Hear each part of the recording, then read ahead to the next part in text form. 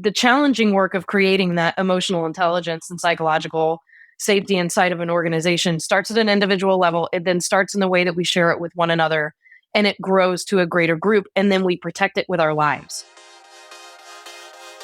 Hey, it's Nikki Lewallen Gregory, and you're on Gut+Science. You're in for a fast-paced, storytelling, action item-rich leadership growth experience.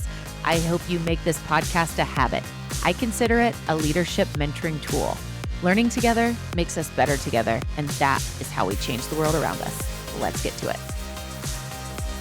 I am so excited for the energy and impact of this episode, and simply, selfishly, because I want to spend time with this life-giving friend of mine, Andrea Brummett. So glad that our paths have brought us back together. I always have so much fun with you, so I am sure we're going to laugh a lot, but also we're going to dig into this topic because there's so much to capture in this quick. It's going to go super fast. So we're going to have fun and we're going to learn. Those are two of my favorite things. I know, right? To have fun and to talk about great, impactful stuff. So here we go. What I know about Andrea is that she is passionate about changing the way HR is done, out with the old and with the new type of thing, but not necessarily just in with the new, out with the old, unless it is really what's going to make impact and truly meaningful work experiences and healthy businesses. And so Andrea is the CEO of reddeHR and Pabulum Group. Both are focused on bettering the HR function of a business to impact the lives of people at work. So you see why she's here, right? All the things. So today, Andrea, thank you and welcome to the show. Our episode is really going to focus in on this symbiosis effect of achieving a total organizational sustainability. Who doesn't want that?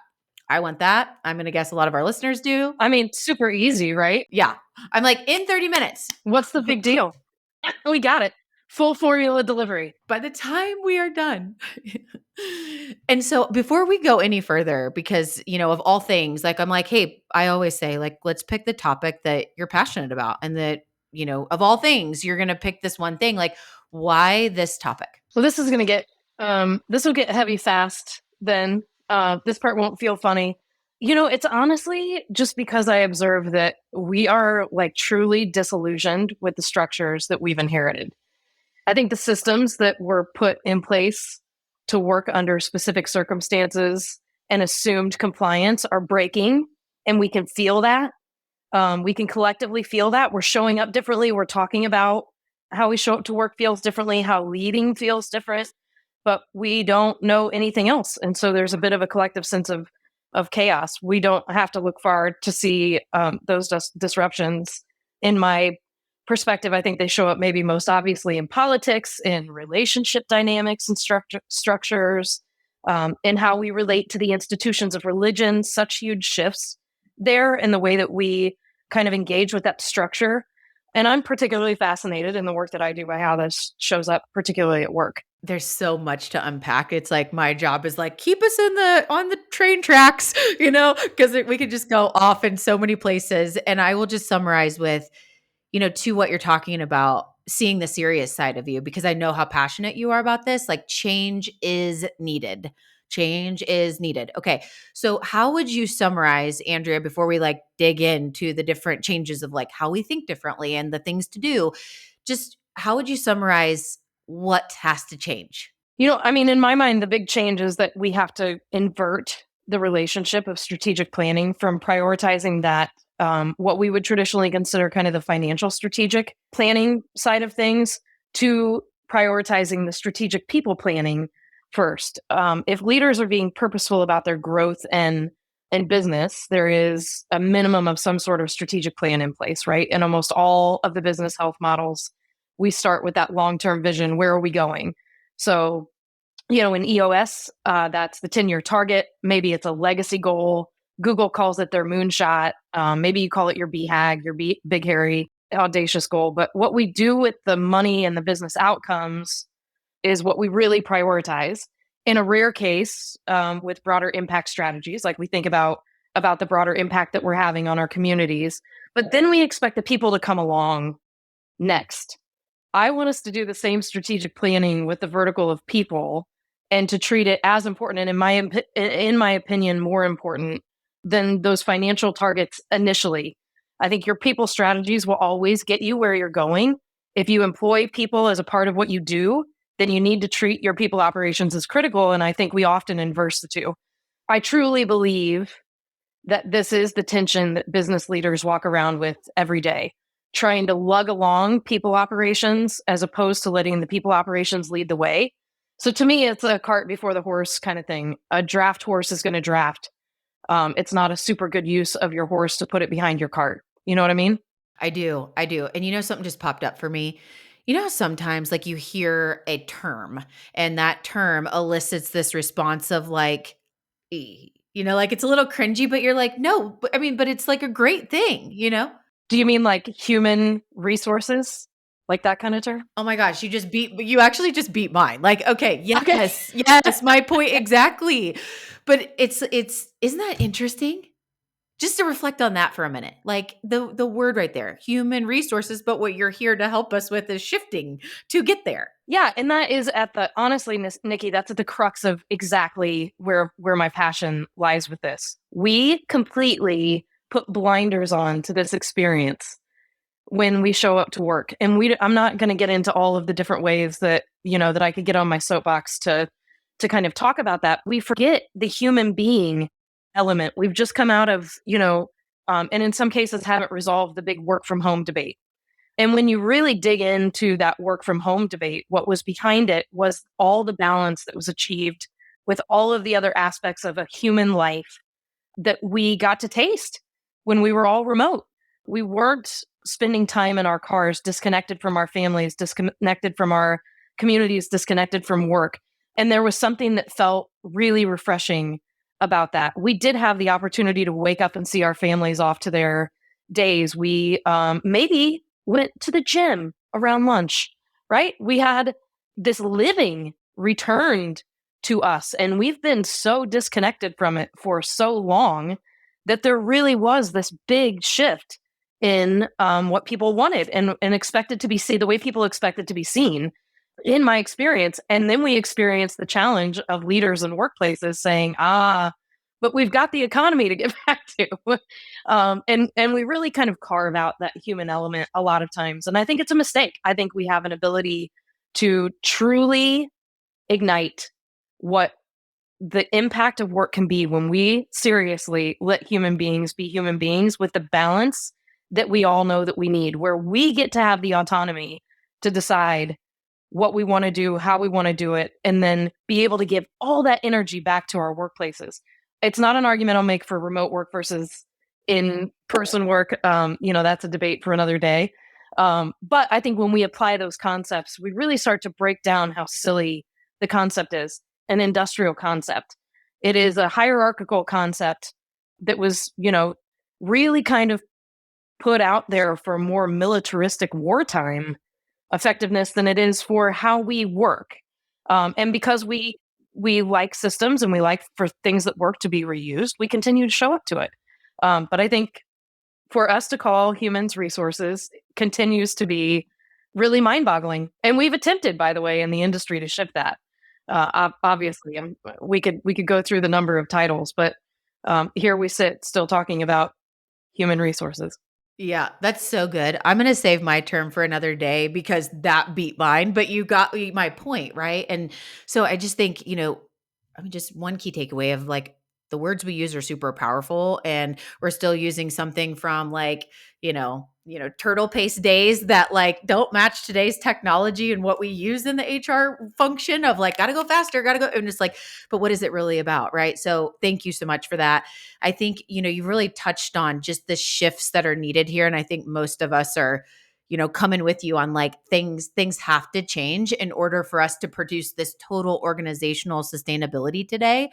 And Andrea, I know you and we could sit here and talk all day, and we have to keep it to this episode. And so I just want to go straight to digging in on like the key things that we need to focus on. I guess there's 10 elements of the symbiosis effect. I know we won't have time to go in depth on all 10, but this, my friends that are listening, this is a great way for you to follow up with Andrea later. We'll make sure to get her contact info to go in on the ones that you want to learn more about.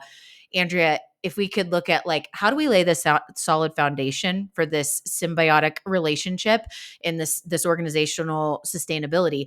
Can you rattle off the 10 and then pick a couple of your favorites that you think are really, important, and we could have a conversation on those. Yeah. So this is the fun part. This is where I geek out, right? Like this is the data, the theory, the philosophies. This is where like the work all coalesce. But there's the really good news in this work that there is nothing that I would lay out that we don't already consider essential to workplace health. All of these elements already exist. If we're in progressive organizations, human-centered organizations, it's likely that we're addressing them to some extent. It's likely that we're talking about them with some regularity as it relates to our human resources or people operations or talent or, whatever word we're applying. But what's really important in our model, in the symbiosis effect, is the order in which you prioritize these particular components, and that you do work to some level of mastery, component by component, before going on to take on another element. I think where a lot of us fail is that we want to get to the really sexy feel good part first. We want to do all the really, the stuff that we want our hands in, the relatability, the values, the culture, the purpose stuff, and we totally blow by the foundational pieces. We don't build skyscrapers on loose stones. We know that. None of us would disagree with that concept, and it comes back here to the foundation of the work that we need to do to make this work. So, in terms of the 10 key components, we always start with the theories and philosophies. So we really talk about kind of the blueprints and building blocks of the theories behind this symbiosis effect, which to me are really fascinating. For other people, it'll be psychobabble in terms of the data that we pull in, but this is really, really data driven through, some very well-known theories like Maslow's hierarchy of needs. And then for those of us that geek out on organizational design, things like complex systems theory, Laloux's reinventing organizations, Churchill and Lewis's 5-stage of business growth, right? Like we're pulling in really, really time-tested, proven theories here that are ultimately upholding this. And then we're talking about things like psychological safety, emotional intelligence. These are not new. These are not things that we just started talking about. We're probably doing a lot better with them right now in terms of their presence within organizations. But psychological safety is, we throw the word around right now in a lot of different conversation circles as if it's something that, we're just going to be vulnerable and then we're going to create trust. And, of course, we'll have some transparency and boom, psychological safety, Nikki. It's no big deal. It is unbelievably difficult to achieve.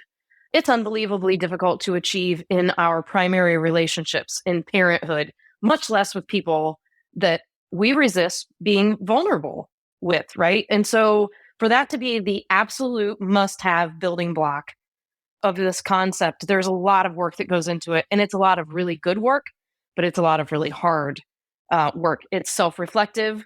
It is at the individual level, starting with the leader and setting an example. And so, just to think of the starting place there, you really have to be a very self-aware person that's willing to go very deep to want to get into this work. Emotional intelligence has to be there for a number of reasons, because a whole bunch of the other building blocks can't happen if we don't have that willingness to want to be able to have empathy and relate to people in a way that, again, creates that psychological safety or upholds that psychological safety. Element 3 is inclusive leadership. I think for many reasons that is an obvious requirement. Purpose and values alignment. Again, notice that comes in 4th place here. And that's an interesting part of the structure. A lot of people start with that in their strategic planning. And that's not the wrong thing to do. But if we're doing purpose and values alignment with people who haven't gotten the first 3 things right, we probably are not in a place to be talking about purpose and values alignment yet. Moving on into our 5th element is collaboration, which is such a simple and overused term. But we really dive into the depths of collaboration and why it's so important. Adaptability and what it means to be able to survive the storms that brew in our worlds, to be able to be a building that stands after the unexpected, the things that will inevitably happen in business and the things that we could never predict, and to ensure that we have the ability to continue to sustain those communities and those businesses beyond those forces. And then we get into systems thinking and organizational design. So we're on step 7 before we really get into the way that we strategically design our organizations to then work on behalf of the individuals, and vice versa for the individuals to work on behalf of the organizations.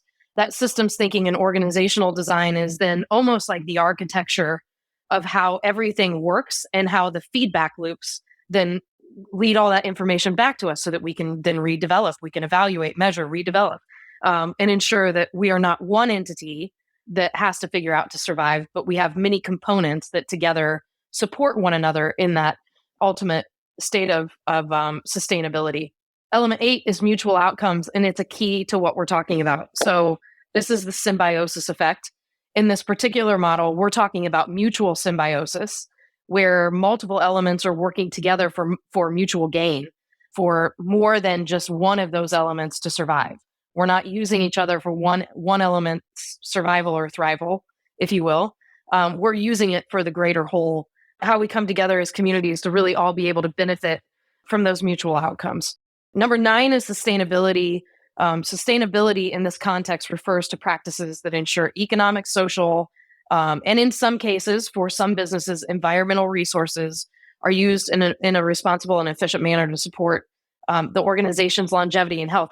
We're pulling in that sense of community. How do we not just impact our micro communities within our organizations, but take into consideration the way those people go out to impact their own communities and the greater community as a whole, ensuring that the organization not only survives but thrives by operating in a way that respects and supports that natural and human resources that depend on it. Number 10 is measure and evaluate. What do we do when we need to know if something is working? We measure it, we evaluate it, we tweak it, we come back, we do it again. And so that practice of measurement and evaluation is really key here to what we're doing. And then ultimately reflect on the impact. This is not a destination, it's a journey. It is something, I think at its baseline, this work is never done. If you're someone who values the practice of self-improvement, this should feel really, really familiar. There is no end. It never stops, right? The best version of you today will not be the best version available to you next year. And so for those of us that love that practice, we make it a way of life. It eventually kind of shows up to us no different than our dependence on food and water.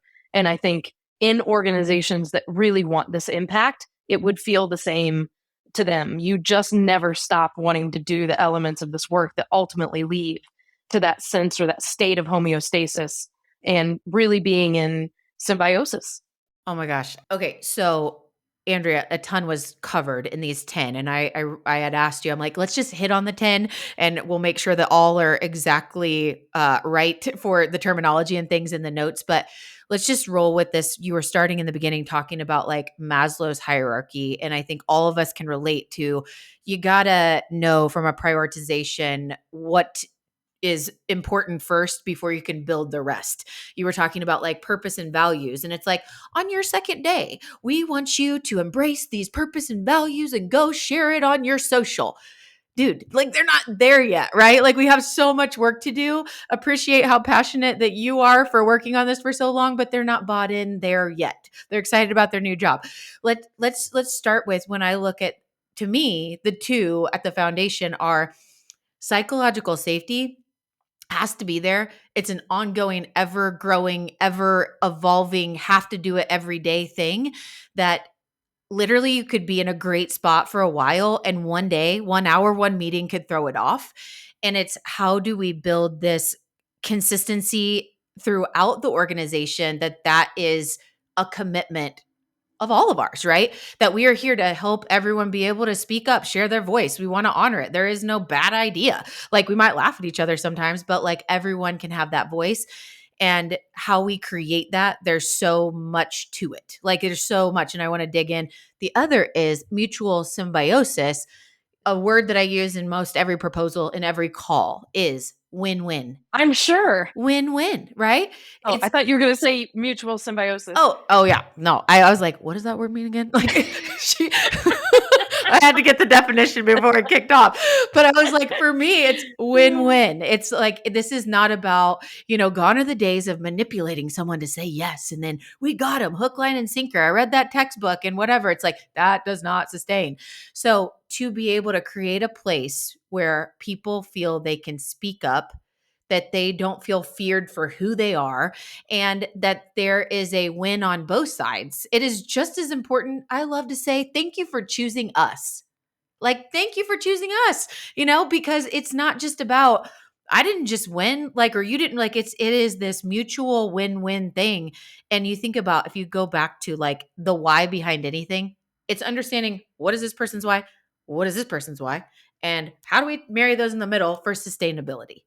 So with that, help us unpack it. Like, with the psychological safety and creating win-win, like, break it down, Andrea. Tell us about the journey to take away some ideas here. So good, Nikki. And I'm so glad you chose those. And you used a word that I think is so important to the ultimate, one of the drivers behind this conversation, and it's manipulation. We've made a big mistake. And I hope that we're gaining some consciousness as leaders, as business leaders about it. But we did a lot of that values work and we used marketing teams. And marketing teams, don't freak out. You're unbelievably important, unbelievably important. But we led with the marketing efforts of what would attract people, as opposed to, in most cases, being really truthful and really real about the good and the bad, right? And it's not just business. If you've got a dating profile out there, I doubt that you've aired some of your special quirks that someone's going to need to get to know you better to know. We don't always lead with the bad, but we do need to lead with awareness. And the reason that we need to lead with awareness is understanding the ways that we show up, that are strengths, and understanding our opportunities for development, and being able to communicate that on an individual level, and then creating that habit throughout the organization allows us to see the humanity in one another. And it is so unbelievably critical when we really want to be in great relationship. That I don't think that I'm better than you. I think that when the two of us are together sharing a task, that we're more powerful than either of us can ever be separately. I'm going to lean on your strengths, you're going to lean on mine. And hopefully we develop a relationship where we have the trust and vulnerability to be transparent about the ways that we could serve each other better. When we get done with this podcast, I want to learn, Nikki, you're the podcast expert. I want to learn what I could have done better. I'm curious about how I can improve, how I can be better for you, how I can be better for my community, how I can be better for my audience, and then apply that throughout your other experiences. We're creating psychological safety by being vulnerable human beings. And so, you mentioned Maslow's hierarchy of needs, right? And that you wanted to pull out psychological safety as one of our focus areas here. And that psychological safety, the fact that that's the number one in the symbiosis effect, is because without it, we can't get nowhere. So if we're actually talking through Maslow's hierarchy, we have physiological needs. That means that, in its most basic sense in the workplace, I'm paid, I have the equipment to do my job, I kind of sort of know what my job is. If we then are moving up to safety, I know what success looks like. I know that I have someone to communicate to. I know I have resources. There are norms that I know I can rely upon. And then we move into love and belonging. And that's actually a really difficult jump in the workplace. And part of why we've embedded that in that first step of psychological safety. And then esteem, and ultimately self-actualization, which is just in this world another term for what we're looking for in that state of homeostasis, or really being in a symbiotic relationship in the workplace. And I don't know if there's any particular place that you want to focus there, but those two base levels, get out of business if you can't meet the first one. If you can't meet people's physiological needs, you'll be eliminated one way or another. Perhaps you have some roadway for survival, but probably not a lot of support. I say that outside of people who are essential employers that can essentially do whatever they want. Just because you can be an asshole doesn't mean you should be an asshole, kind of thing. So that's where I'll stand with those. But that work that gets done in the safety layer gives you so much momentum to be able to carry through to everything else. I was using as an analogy for a second, like, so Maslow's hierarchy, the pyramid, like the image that all of us are used to or accustomed to. So we could all kind of see this as we're listening, and then you went to this other angle that's helping me kind of bring them together. So one is, you started off with the 10 elements and talking about, like, the building blocks, that's where the Maslow's came up. And it's like, as a leader, the day you signed up to be a leader, no matter how you got there, like that is your responsibility. Your responsibility. You didn't sign up for the title. You didn't sign up for the paycheck. Those are all awesome. And you worked for them most likely. But like to have the basics covered, it's your job. Like it's just period your job. So then over here, what I was trying to give an illustration of was like, if I use the same pyramid model and I look at the 10, even though I only captured 9, I'm going to get that one caught up here in a little bit. I'm not going to go back just now. But I know that like for me, if I was to use that pyramid and I put these 10, right, I would be like, amen, psychological safety and win-win or mutual symbiosis at the bottom, because that is what builds. Because if someone doesn't feel like they can be themselves, or they think you're just like in it to, I use the word manipulation and you like that one, so I can use that again, like manipulate them. And it's like, is this really real? Is all of what you said just like a sales tactic to get me here? Like, if it's truly win-win, it's like, here's how you win, here's how it's called partnership. Right. And it's like, this is not you're the employee, I'm that, like, it cringes me when somebody's like, you're their boss. I'm like, ugh, no. I mean, yes, I have a role. I am a leader. Right. But it's this, we're in this together, win-win scenario. And I think if we were to hit just on today, just challenging listeners to think about these 3 things. How have you laid a framework and foundation for your company that meets the basic needs of your people? Like if your people don't feel safe and they don't feel like they have like enough from their job, like they're never going to put all in here. They're not going to be there that long, right? Like you got to have those basic things. We've all known of Maslow since we were 5 years old. So like, let's all apply that one. And then psychological safety, understanding that that is a journey that's an everyday, always thing. Whereas like once you get your metrics down, you know what to look at. It's like, you might not revisit those every day. You do need to do that with psychological safety and what that looks like. And then just be a win-win person. Like just come to the table always just as a win-win person, right? So I'm just curious there, Andrea, if you were to say, okay, for somebody that might say, okay, Maslow's hierarchy, I'm going to go back and look at that. Got it? Mm-hmm. And then I'm going to be more win-win. I'm not going to be selfish. I'm going to go to it win-win, right? Got it. Okay. Give us Andrea Brummett's key insights, tips for building a more psychologically safe relationship with the direct people you lead or across your organization.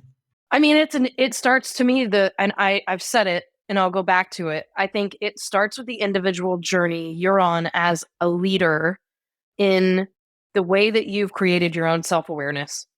I think this, maybe not a second, but then a next step is, what have you done to protect that space with your other leaders? So as you're building that team, how have you taken care to ensure that there is the theme of psychological safety, that it doesn't stop and start with you, that somebody can't silo an entire group within your organization because of their own lack of self-awareness?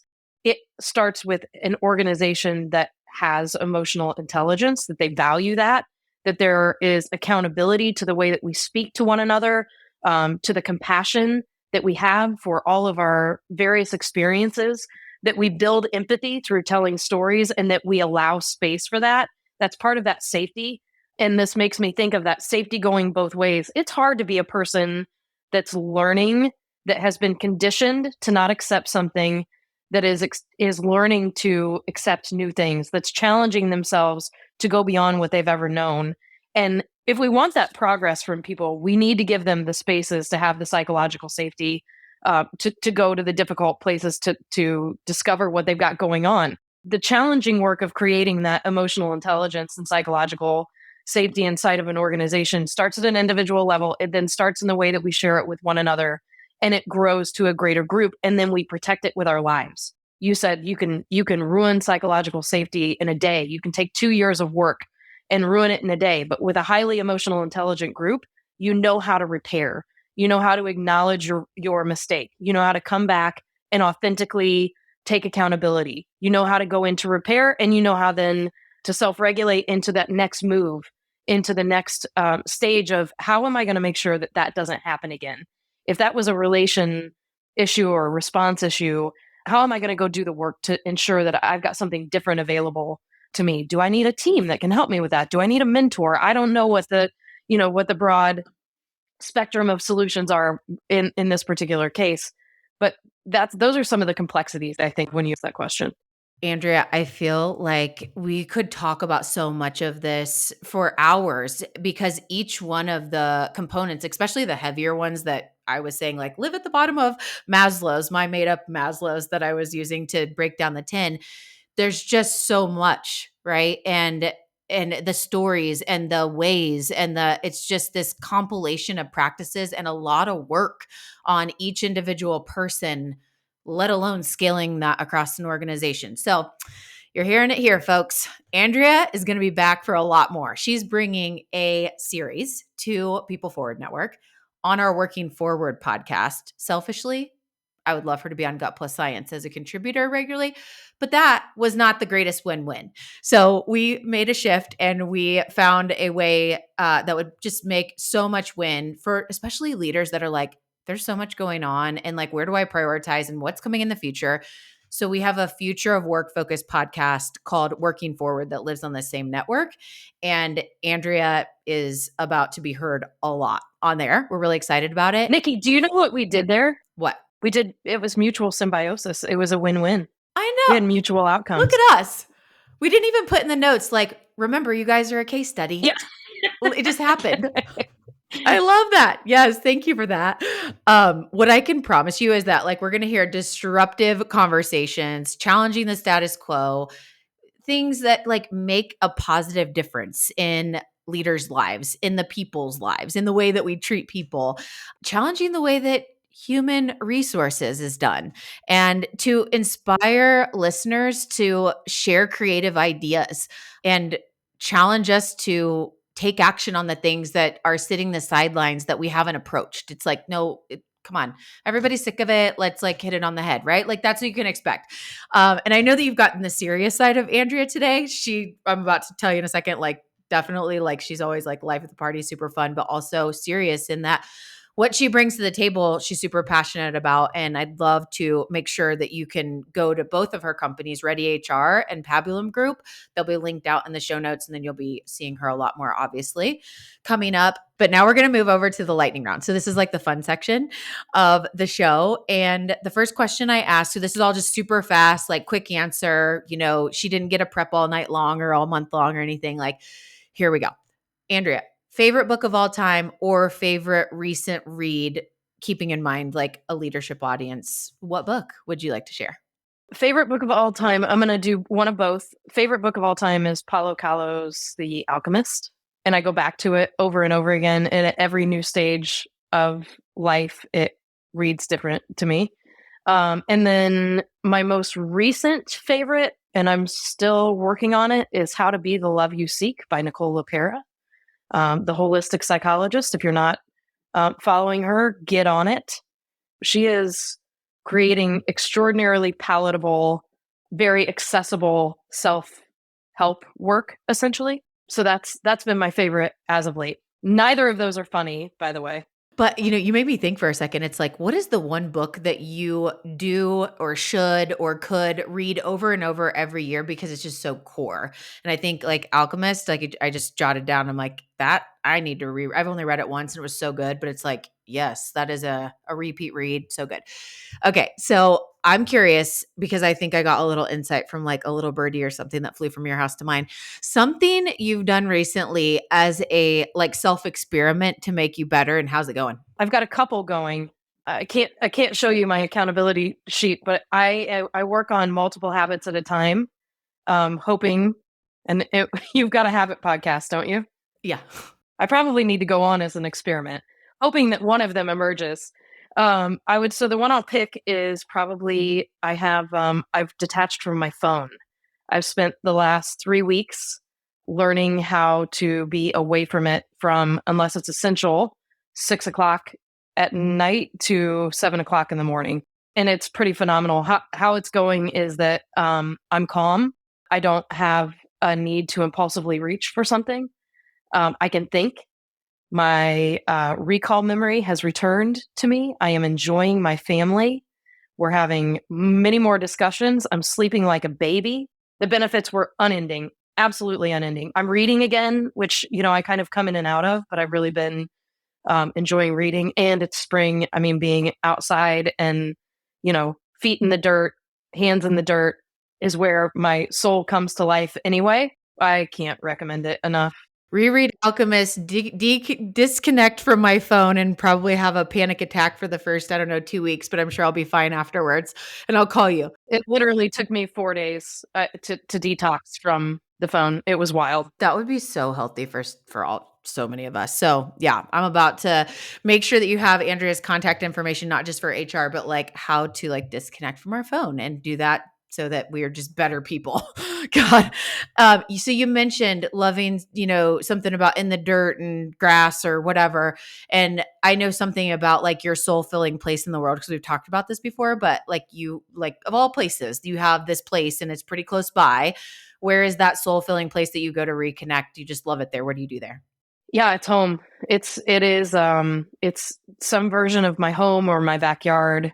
People say like, where's that go-to place for you? I love travel. There are many beaches that I love. There are sights and sounds that I would love to go back to, but I am in relationship with my home and my yard and the soil beneath me. And I love the way that we produce together. I love the peace that it brings me. I love that right now I'm watching things just bloom like wild. It uplifts me. It gives me life. I love it. It's where I want to be. On a Friday afternoon, work is done. I can't wait for the family to be done and for us all to be in the backyard hanging out, laughing, having some wines. Yes, and you think about, how much emphasis we put on all these other things sometimes and we overlook like our home. Like it's our home and to nothing, you drive down the street and you're like, "Oh my gosh, that tree is so beautiful." But like when it's in your own yard, it's like you just see the tree differently. Well, Andrea, I had like 3 other really fun questions, but I have to come to a close because we're out of time. What is the best way for listeners to connect with you before we drop all this amazing content coming with this new series on working forward? What's the best way for them to get in touch, follow up on one of the 10 or how to lose our phone overnight or whatever? The easiest is LinkedIn. Just find me on LinkedIn. I'd tell you to go look at the Pabulum Group website, but none of you are going to spell it right. So just go to LinkedIn.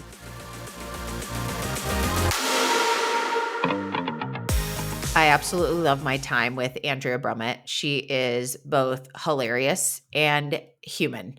She always speaks real and she's so funny. So I just adore our conversations and I'm so excited for her series on the Working Forward podcast on our network of People Forward Network to come to life. She thinks outside the box, as you heard. She challenges the norms. And here's my first truth you can act on from our conversation. Human resources. Note humans, not resources. I love that point. There's 10 elements that tie into the symbiosis effect of achieving total organizational sustainability. And here's your checklist: psychological safety, emotional intelligence, inclusive leadership, purpose and values, collaboration, adaptability, systems thinking and organizational design, mutual outcomes, sustainability, and measurement and evaluation. Andrea talked about the power of reflecting on this is all a journey. It's a constant evolution. And sometimes we put 2 steps forward and a step back or the opposite, and we just continue on our way. But the order in which we prioritize these components is crucial. And I think Andrea can be a wonderful resource to help understand where we're at right now in our efforts to dance with these 10 components to really do the right things first and have the right order. I think that's really important to reflect on as to where we are and to have an assessment of where are the things that we're doing well and what do we need to prioritize first. Like psychological safety is a must and must be there. And if we're ranking low in those efforts, you can't go any further. I mean, you can do some things, but you really need to focus on that to build from. That's a building block. Another comment that Andrea made that I really liked is this is an organizational wide effort from the top to the bottom, all the way up and down. And this is the how as leaders. And it's so important that across the board we are following this org wide effort. It can't be like, hey, this leader had this great idea and is trying to implement this and we have a few people doing it. It has to be a unified front. And then the final point that I really like today, among many, is psych safety can be broken so quickly, but it can be repaired. However, it's so important to treat it as the precious thing that it is, because one day and one conversation can really take us down a path. And there are mistakes that are made and wrong things that are said, but how we handle those is really important. And the building block that we have for the strength of psychological safety is really what allows us to handle the blows when things do happen that break things down. So, with that, we'll see you next time. And please reach out to Andrea if she can help you kind of understand how to prioritize all of these 10 elements and, all the other things that she shared. It was such an inspiration. Thank you. We'll see you next time.